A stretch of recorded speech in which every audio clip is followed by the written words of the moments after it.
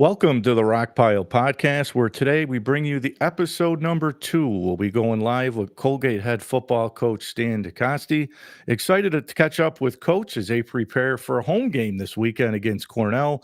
We'll talk about the prior 3 games, their most recent game with a trip to Akron, and much more today here on the Rockpile. So stay tuned. We'll be right back.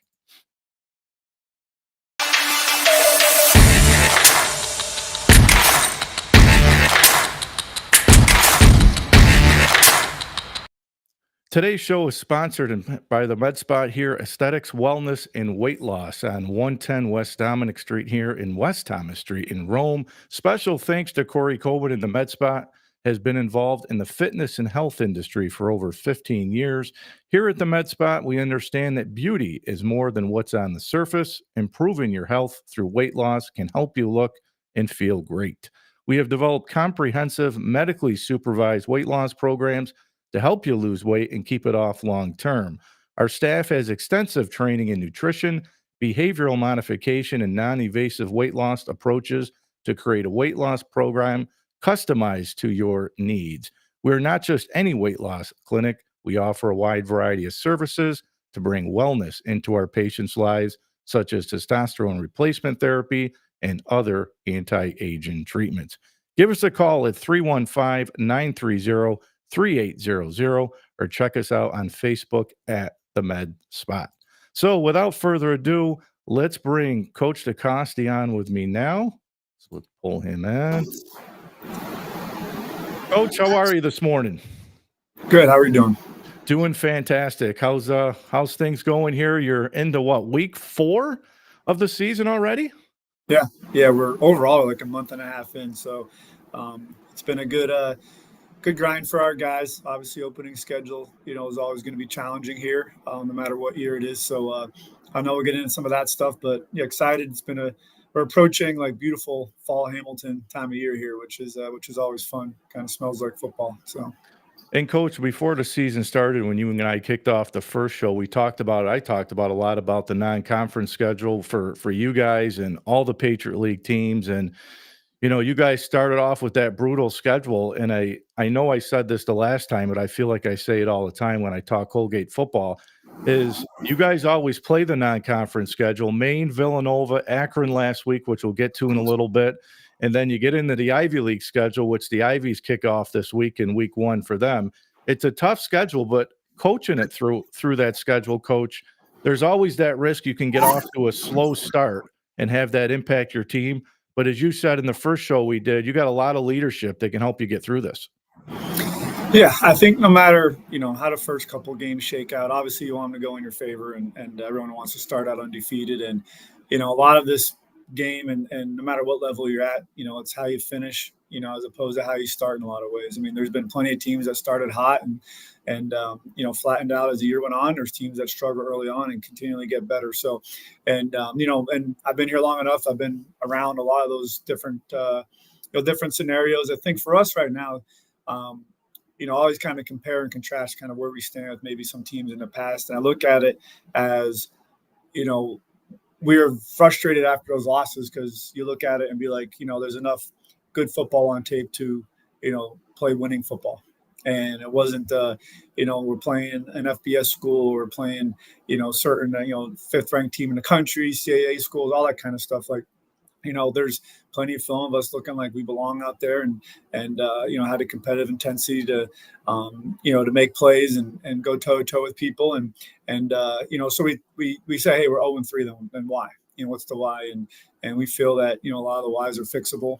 And our starting point of the guys, playing hard and playing like they love the game of football and playing tough and not, playing with a chip on their shoulder, not backing down, all that kind of stuff. Like if that's your starting point, then you could, fix a lot of the things that you need to be fixed from our end, from me down. And so there's a sense of obviously, I would say like, no one likes to lose at all. Like you gotta, hate to lose more, you love to win, like that type of stuff. But when you lose, and I think the stuff you learned from our losses this year are stuff that we could build off and learn and fix. So that's been, the goal going forward and to execute and clean things up. But yeah, I mean, challenging schedule, challenging teams, and but that's how we roll here. And it's I think we have still some strong enough leadership and belief in what we're doing here that I don't think there's any lack of confidence. It's more of we just keep chipping away to get over the hump. And coach, I was just going to ask you that question when you get into a non-conference schedule like that, and obviously, like you say, you want to win every game, but there's always a flip side is, maybe some younger guys get some experience playing in these non-conference games, and you can get ready for the Patriot League play. Once you guys start that in a few weeks. Talk to us about the senior leadership. I know you mentioned in the preseason show you had a lot of fifth-year guys. How much do they help you get through this time? Yeah, I think a lot of guys have, a lot of their past experiences. I mean, at the end of the day, talent's talent, and big playability either side of the ball. But you can't measure how important experience is at the end of the day. And no matter how good guys are that are younger guys, like if they lack experience, there's times it's going to show up. But the older guys, and not just the fifth year, but look at our juniors and seniors, guys that have been through a lot and fought for this program on a lot of levels, and feel like they have it in a place where they want to and will and believe they will consistently win. So I think when there's no panic button, I think that's the biggest thing. There's no panic button. There's identify the issues and correct them, as opposed to wondering if we can do it. Like, I think we believe that we can do it. And a lot of that belief comes from the guys that have helped build this thing up to where, we feel like we could get ahead in the right direction on Saturdays. I mean, that's the one thing. Like, we could feel good about, a lot of the off the field stuff, culture stuff and practice intensity. But, I think at the end of the day, you got to show up and execute on Saturday. So I think that's stuff, when you have the upperclassmen that are keeping everything together, that are still believing, that definitely trickles down to the whole team. Coach, I know you guys played Friday night game, you played a Saturday night game, and now you get back to that Saturday afternoon game. And as a high school coach, I always liked the Friday night games, but in college, it just seemed like the Saturday afternoons, there was nothing better than a college football game at Saturday, 1 o'clock, 2 o'clock kick. Is it nice to get back to your Saturday schedule? Yes. The night games, the Friday night at Maine, that was scheduled at some point over the summer, and you kick off the season coming out of fall camp. Like, there's really no, it's a night game, so the day's longer, but logistically, the first game, it's fine. It's okay. It works. We wanted to do a night game this year. And, over time, I wasn't anti-night games at home, but I love Andy Kerr Stadium on a Saturday afternoon, especially as you're heading, deeper into the fall and stuff like that. But I think the night atmosphere was a good experience, a cool experience, and something we could definitely build on going forward as an option. And then Akron just said it. They set the home game time, so it was their home opener, and that was a good atmosphere there. So, getting the kids through that day, having it scheduled where they have the rest, but they're still activated, and the balance of that and the different meal schedules and stuff like that. Like, the fact we had multiple in a row kind of helped for the rhythm of the days. But now the fact that we could do a Friday night team dinner, they wake up and, they get their activation, have our normal, Colgate football pregame breakfast, up at our dining hall and our special location up there. And, that walk down the hill that kind of smells like football in the air, and it's going to be a beautiful day. So for that part, yeah, I'm definitely excited for the 1 o'clock kickoff for sure. And Coach, I looked around the Patriot League, over the last couple of weeks, and I'm looking right now. You got Holy Cross that sits at 1 and 2. They had two really tough non-conference games too, against Rhode Island and New Hampshire. Georgetown's off to a 2-1 start. They had Sacred Heart. Fordham's off to an 0-3 start, and I'm not going to get into Fordham, but they haven't looked very great over the last couple of weeks. But hopefully they'll get things going. But then I look at Lafayette, who's picked to win the league. They're 2-1. Lehigh's off to a 2-1 start. But everybody's played that. Lafayette's played Buffalo. Lehigh's played Army. Bucknell's played Navy. And obviously, we know the schedule you guys have played. And again, the goal is let's get set for Patriot League play here in another couple of weeks. But when you look around the Patriot League, you say, geez, a lot of these teams are off to a slow start.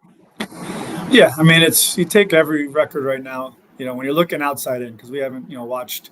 I think for the most part, you'd imagine the coaches in the league will just check in on league scores because they care about the league. And, there's always that intrigue of how everyone's doing. And, 99% of their minds on themselves and their program. But, you want to check in for positive reasons a lot of ways because you want to see the league teams go out there and show well for the league. And, I know when you look at, our schedule, Fordham's had a tough schedule off the jump. And, like you said, a lot of schools, they like I said, there's a matter of, getting into a rhythm. And, when you load up front end and you're heading into the, your Ivy Patriot League schedule, you want to figure out how to get yourself into a rhythm, get into a good flow. And obviously winning helps that a lot. And if there's the games that, comes out on the other end, then you just got to chip away and stay as positive as you can. Also, not losing is not okay. And that's never going to be okay. But, finding a positive and then finding where their growth can be.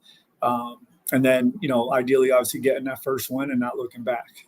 So at the end of the day, like, there's never, in my mind, there's never been, hey, we got 3 games and then like Patriot League, Ivy League. It's always been like, especially, this weekend, Cornell, like the next team we play is always the best team, or the best team's the next team, however you say that, because this is, it's hard to win games. And Cornell plays us tough every year. They got a new staff. And, looking for, new identity, like the unknowns, all that kind of stuff of if you look at the Patriot League versus the Ivy League records over the years, like there's a lot of back and forth. There's some that are lopsided one way or the other. So it's a matter of you talk about, tough non-conference and that stuff's true. And when you play schools that are ranked nationally or FBS, and when you get down to the, your traditional schedule, it's not lesser, it's not harder. It's just the traditional schools we always play. And those are the ones that we know any given Saturday, the game can go either way. And, so I think that part of it is, our mindset, at the end of the day is I think our kids came out the first 3 games with the same level of intensity, the same edge, the same chip on their shoulder, and that same, kind of confidence that we can win. And I don't expect that to change going into the next, 8 games or 9 games of the schedule. It's a matter of, this having that intensity brings it. And, if we worry about ourselves, we'll talk about our opponent throughout the week, in sense of like, hey, we got to know who we're playing and what they do, personnel wise and schematically.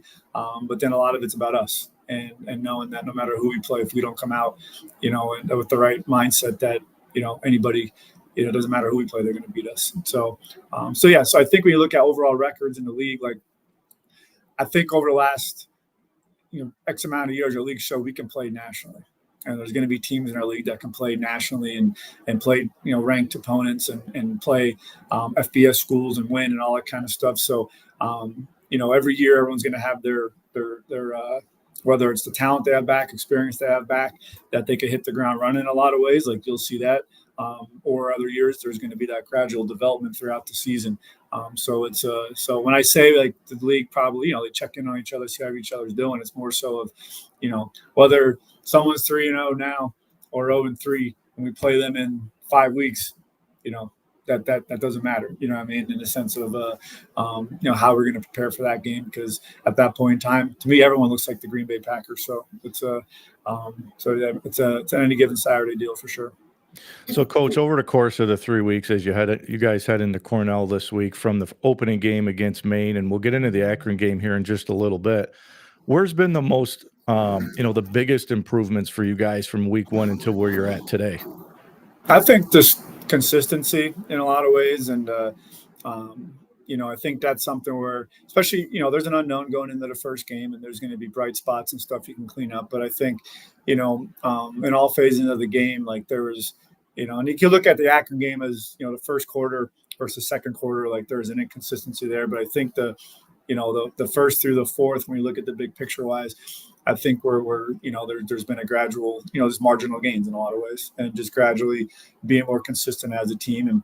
And I think we've, identified, I think we've done a good job of, post-game identifying mistakes, addressing them at practice, and then executing on Saturday the things we need to improve on. And sometimes more things pop up that they didn't in the past, and you gotta hammer on those. And if there's things that continue to pop up, then obviously we got to fix that, starting with me top down. But I think the when it's tough to sit here and say, hey, as the more we lose, the more confident we get.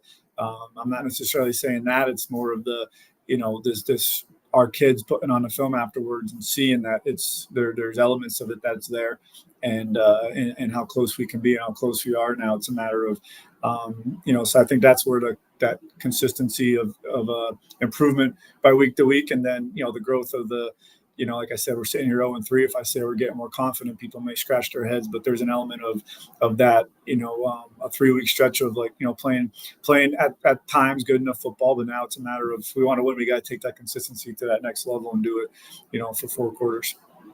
And Coach, you mentioned the Akron game, and that was going to lead me into my question. You guys got off to such a great start, and my son and I were watching it down here at my house. It was on ESPN Plus. It was great to be able to watch you guys live on TV. Got off to the great start, and then Akron came back and scored 28 unanswered. What triggered the hot start? I mean, you guys came out flying on both sides of the ball. Yeah, I think Coach Bash had a great, obviously the offense had a great opening drive, opening script. And, I think when you get into those games, there's the back and forth of, the highs and the lows, and us, if we come out and we punch first, they're a good team. They played Ohio State. They're playing Rutgers. They're playing South Carolina this week. They're not just going to, just hand the rest of the game to us. So, we punch first, and they're them punching back, obviously, got us down at halftime. And I think, but even at halftime, there wasn't a panic in the locker room. It was more of all right, we know we can play with these guys. Let's just settle down. We took their best punch in a sense, and now let's go out and play consistent football in the second half. And, we had opportunities, in the second half that we didn't capitalize in some areas. And that's something where it's the, was it the MAC team making it happen, or was it us, and from a self-inflicted standpoint? And you could point out, both scenarios there, but it's also, enough of us to, show that our guys, they didn't come out, phased by any of the FBS part of it or the environment part of it. And, they came out swinging. And I think, we weren't dipping our toe in to feel like, how good are these guys going to be, then we'll react. I think our guys came out, with the mindset that we we're going to try to go and, come out swinging first. And we did. And then, when they score, the way they did, and, there's big plays, and within those in between those big plays, there's elements of, all right, we're doing some good stuff. Now, obviously, defensively, you can't let up big plays in that amount of time, and and all that kind of stuff. So, I think when we look at that, then you look at the second half, and it was 3-3. Yep. And it's the I think that a lot of growth from the team is there's some teams that may have been shell shocked going into halftime because they had that touchdown run there, but our guys went in, didn't panic, came out, and they played solid football in the second half. And so halftime was basically we win the first quarter, they win the second quarter. Now it was unwritten in the second half how it was going to go, and the guys played that way in the second half. Like I said, there was a few moments where things could have spun one way or the other, and on both sides of the ball, but it was good. And I was happy. One thing I said to the team afterwards, doesn't get a lot of pub in a lot of ways, but our special teams, there wasn't a lot of we have our punt team, punt cover, and kickoff cover. Those guys run down there to cover both, and there are a lot of fair catches and a lot of kicks in the end zone. I think which our punter Shelby Pruitt's the best we feel he's the best in the country, and he had some big time punts there. And then our sophomore kicker Luke Vogler, he kicked I think the longest one we've had in a long time, in years, in the first quarter, and had a big one in the third quarter. So that part of it is there's more growth there because that's been something we've been excited that it was going to get showcased, but it was good to see Luke go out there and do that on the field and keep us in the game and stuff like that. So it was definitely the back and forth there was for sure. And I talked to my wife after the game. She said that was stressful to watch, and I said, yeah, I'm sure there's a lot of almosts, and we just got to get past that part of it and make things certainties, and hopefully that will start with us getting some W's after that. Well, I had asked Coach Moorhead in the preseason too. I said, Coach, who did you tick off behind the scenes with the scheduling? Because your that's what we said to each other. Yeah, we said. I was like, wow. Yeah, he's a great guy. obviously he's a Patriot League guy, he's a Fordham guy, and we were talking before the game. We were talking about some of the scores in the league and stuff like that during the day. So he's tuned in. He knows where he comes from, and he's done a really good job there. And that conference as a whole, I mean, there's some teams that are playing just juggernauts of schedules, and I think Kent State's playing Tennessee, then Penn State. Like there's this. Bowling Green played Penn State, which they always do that stuff, but the amount of times they're doing it is, it's interesting. Shows a little bit of the landscape of college football, kind of, maybe shifting a little bit with some of that stuff. But yeah, no, we definitely pregame or our schedules were some of our talking points for sure. But he was talking about the Patriot League a lot. Coach, now you guys were able to use, so the FBS had the new in-game helmet communication, so you guys got an opportunity to use that. What was that experience like? Tell you what, there was an unknown going into it. We talked to some guys that used it, and I think my takeaway is like people talked about it being a good thing to not, for like not stealing signals. It was like because one of the first topics of discussion when it came out, but people are still signaling it. The communication not going to the whole offense or whole defense. Everyone's just going to get the call and go, and people don't huddle anymore. So that's a little different than the NFL. The quarterback getting in the helmet and telling the huddle to play. So there's still elements of that signal stuff, and I haven't seen what everyone's doing, so people could be doing that stuff. But honestly, it's the whenever the timer goes off before the play, like there's that time limit. Say it's 15 seconds before the play, whenever that is. A time before that, a couple extra nuggets of information or points of emphasis that the coordinators can tell that one player on each side of the ball. Hey, tell Joey to move up, tell him to move out. Put the running back on this side, like just different things like that. Where it's like, that part's cool. 2-minute stuff, situational stuff. That's a little more just coordinator to player communication there before the snap. So that stuff was I felt that was definitely a bonus. So I'm interested to see what happens like with the FCS if it's doable, because I've always joked like when it first came out of like I could just yell out to our kids at Andy Kerr. We have there's moments our stadium gets loud and we play at Fordham, it gets loud, and Lehigh Lafayette, so there's great environments, but there's also that we're not in a 90,000 seat stadium, so our voices project. We can get it to them, but so I always kind of joked about that. But there is that direct line of communication until it breaks out. It was definitely something I feel like if we had the option to do it, it'd be like that'd be a perk for sure. But we could operate without it like we always have. But that was good to get that experience. Coach, when we talked before the season, I think all the coaches that I've talked to, you guys said you got to do two things. You got to be able to run the football in this league, and in any league, really. Even in high school, I say the same thing. We got to be able to run the football, and you got to be able to stop the run.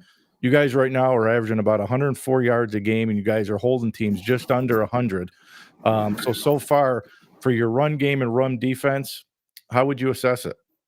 Yeah, I think that's, again, it could be the coaching cliches of the world of, you got to run the ball and stop the run, like you said, but it's true. I mean, it matters. And, offensively, that's why we talked after the game, like you could, throw enough clips of Akron up where it's, our front, our O-line that Coach Walsh has done a great job developing and building up, show that they could do a good job. And we got people that can run the ball, multiple people. So I think when you get into, the games and the flow of the games of, sometimes the numbers are skewed because the RPOs, like they can be counted. Like we could, throw the bubble out there, throw the now screens, not just us, but anybody. Like you could chart those as pass yards, run yards, because it is kind of that option element there. But no, I think you look at any stats and the teams that are, have the consistency in the run game offensively, or they're going to have a lot of control of the game. So our time of possession has been either better or at point with everyone we've played. So that part's been solid. But yeah, I think at the end of the day, like it's we can run the football, and I know Coach Bash is confident in that. And so obviously, like we want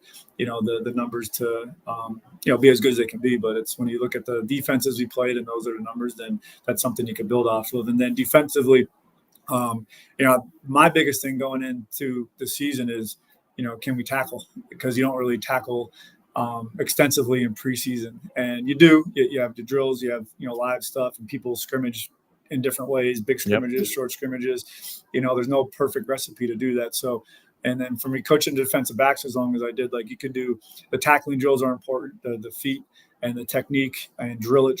But sometimes until you're out in space for the first time, taking full speed shots, you don't know. And so I feel, the defense has done a good job of running the football and tackling and playing physical. And, I'm happy with the way the D-line's been playing, and our linebackers have been, running the ball and making plays. And then our secondary, we got, we moved one of our corners to safety this past offseason, and Sonny Allen, he's always physical, so it's a different way to look at the game from back there. But he's been playing physical, and got some young guys playing around him that are coming up and showing the willingness and making some plays in space. So I think that the 11-man team effort on defense to stop the run and playing with an edge, there's been some bright spots there. So bright spots on both sides for sure. And but I know you talk to either coordinator, there's plenty of room for improvement.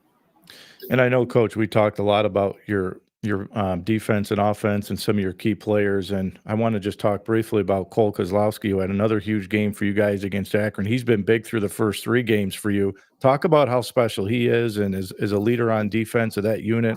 What's he bring to the table for you guys?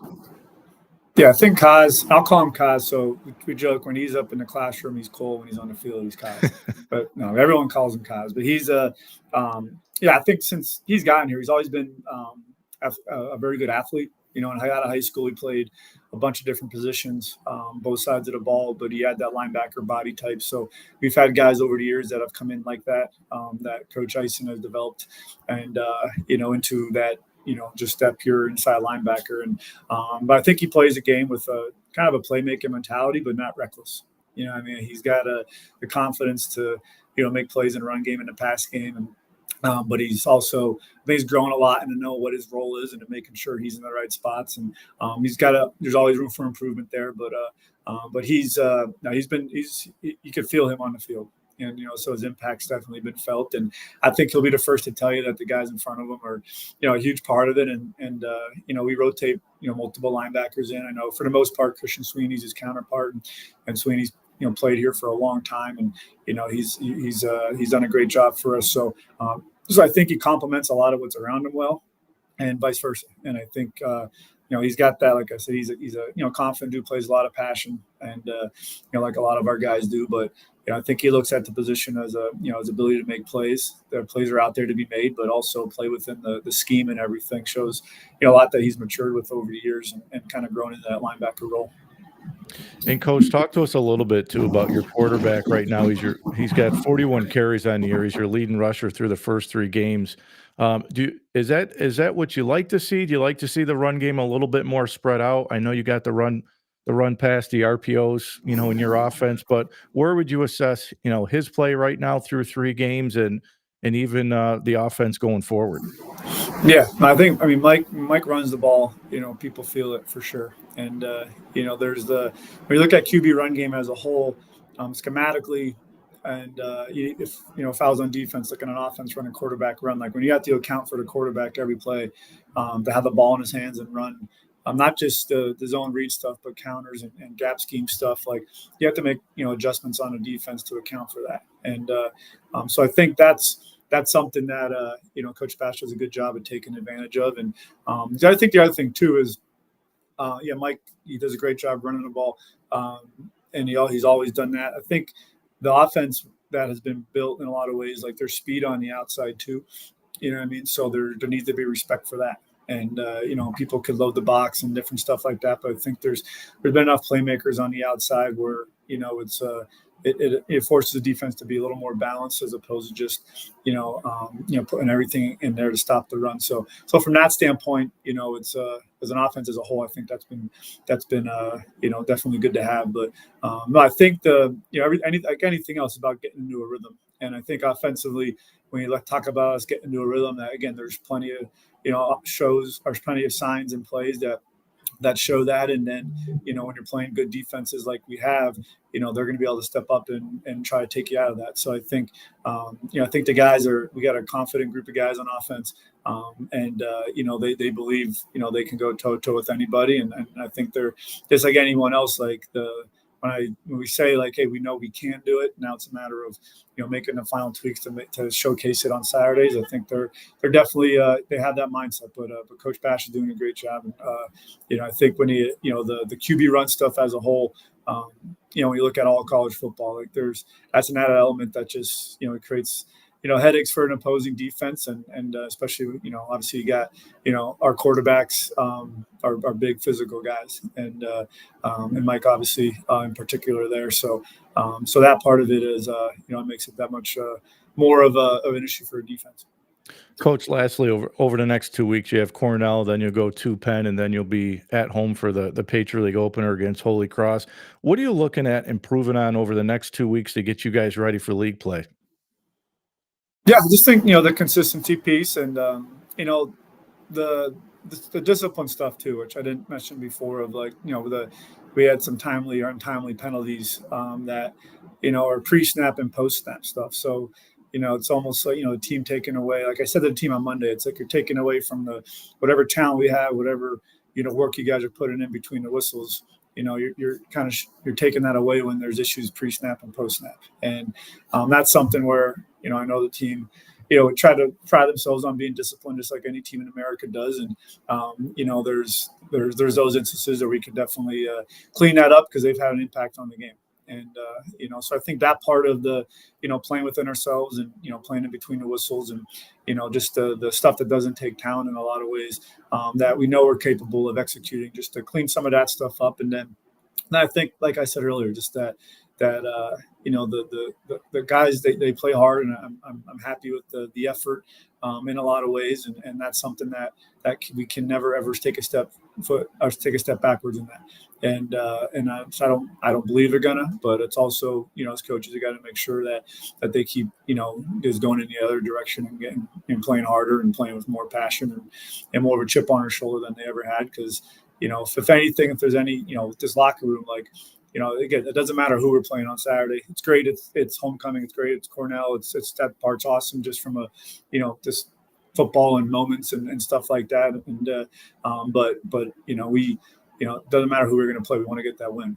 And I think that's something that it's the mentality of the guys. So we got to be more consistent with their execution, and we got to clean some things up with some of the discipline stuff. And I think when we do that, we'll have a chance to get heading in a good direction.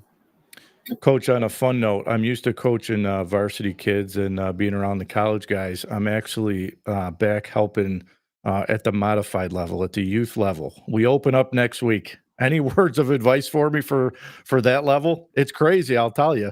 Yeah, no, I could imagine. I think we have a youth camp, and the least control I have on a football field at any point in time is when we have our youth camp, and it's just madness all over the place. But no, just my thing is like, is my kids are getting the edge, are going to start playing and stuff like that. Like, there's time where football is going to feel pressured. There's gonna be a lot of meaning behind it, and it's great that the kids care. It's great the kids want to win, but it's the best game in the world. So that element of enjoying it and having fun, and honing in on the competitiveness and that they want to win, and but they got a lot of years of football ahead of them where it's gonna they'll get that the intensity and the nerves and the pressure, all that stuff that's coming down the pipe. But for now, it's go out there and just enjoy the game that we know is the best. Well, Coach, listen, I appreciate you coming on again with me today. I look forward to catching up with you in a few weeks, and best of luck this week, and get that team going. I look forward to catching some games. I appreciate it. Thanks for having me on. Okay, Coach, talk soon. Take care. So that was Colgate head coach Stan Dakosty. Coach has done a great job. I always enjoy talking football with Coach, and got the Colgate shirt on today. My Fordham guys that are out there watching, don't worry, I'm not crossing over. I'm not turning on Fordham. Love talking Colgate football. Love talking Patriot League football. Colgate, I want to give a shout out to the athletic department there, who sent me some stuff over the last week or so, and couldn't ask for a better partnership with Colgate. And I know I didn't go there. I was recruited by Colgate, but I chose to play football in the Bronx. But I feel like Colgate's home for me, because that athletic department, that program has been so good to me. So I appreciate that, and thank you to everybody at Colgate for helping make this happen. So on behalf of the Rock Pile tonight, I always say the Rock Pile is where dreams become reality.